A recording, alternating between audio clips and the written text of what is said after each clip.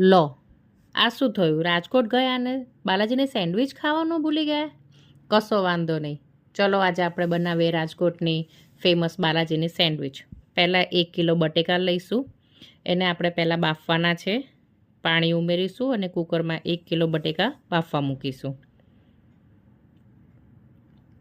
ત્યારબાદ વટાણા લીધેલા છે એક બાઉલમાં. અમારા બટેકા સરસ બફાઈ ગયા છે અને બાજુમાં મેં વટાણાને પણ એક બોઇલ લાવી દીધેલું છે.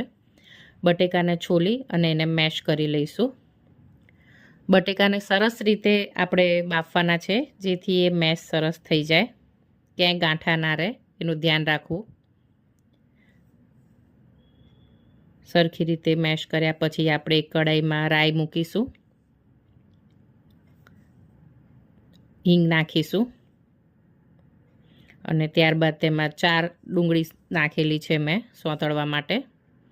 સરસ રીતે સોતળી લઈશું આપણે ડુંગળીને. ડુંગળી સહેજ ગોલ્ડન જેવી થાય એટલે એમાં આપણે આદુ લસણની પેસ્ટ એડ કરી દઈશું. આમાં મેં એક સિક્રેટ વસ્તુ નાખેલી છે જે હું વિડીયોના એન્ડમાં કહીશ તમને. આ મેં બોઇલ જે વટાણા કર્યા છે એ નાખ્યા છે મેં.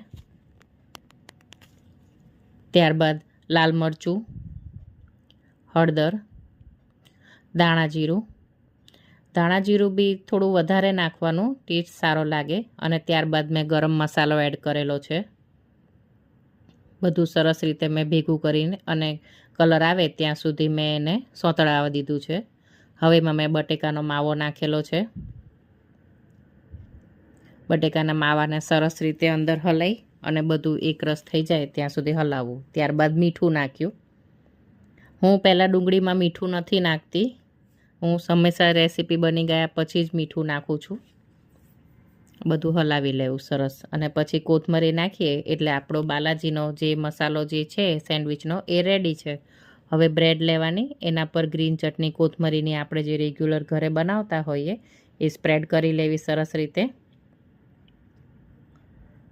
તમે ચાહો તો આ પ્રોસેસને સ્કીપ પણ કરી શકો છો અને બ્રેડ ઉપર સીધો તમે માવો પણ મૂકી શકો છો, એ પણ સારો લાગે છે. મારી પાસે ચટણી હતી તો મેં ચટણી લગાવી દીધેલી છે.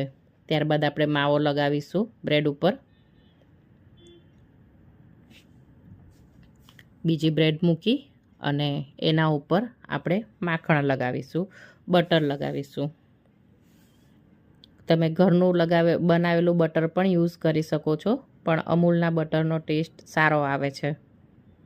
ત્યારબાદ ગ્રીસ કરેલા ટોસ્ટરમાં મેં બંને સેન્ડવિચને મૂકી દીધેલી છે. નીચે થોડું બટર અથવા ઘી લગાવી લેવું કે જેના કારણે નીચે સેન્ડવિચ ચોંટી ના જાય અને બ્રેડ એની ક્રિસ્પી શેકાય. આપણી સેન્ડવિચ રેડી છે. જુઓ કેટલો સરસ કલર આવેલો છે એમાં. આ આપણી બાલાજીની સેન્ડવિચ તૈયાર છે.